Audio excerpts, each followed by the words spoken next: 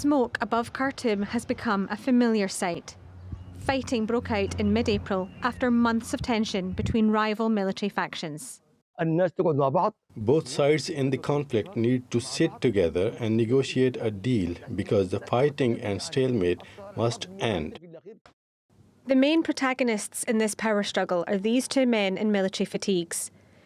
General Abdel Fattah al-Burhan is head of the army and leader of Sudan's ruling council since 2019. His deputy on the council is General Mohammed Hamdan Dagalo, known as Herriot. Herriot is in charge of the Rapid Support Forces.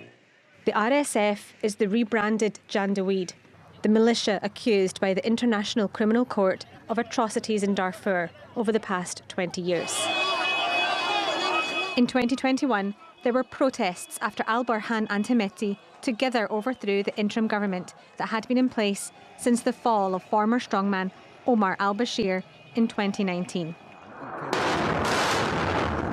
But months of worsening tensions between the army and the RSF exploded into open fighting in April, with both sides blaming the other for provoking the violence.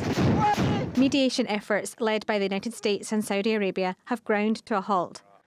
Washington said on Thursday it had suspended the process as the format wasn't working.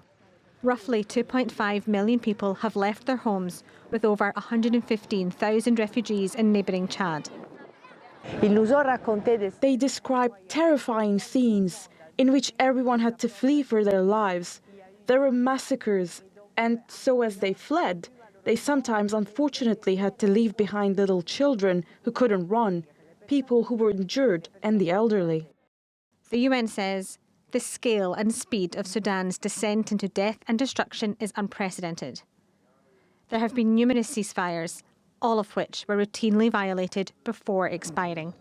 A stalemate between two military rulers threatens to tear apart a country of 49 million people.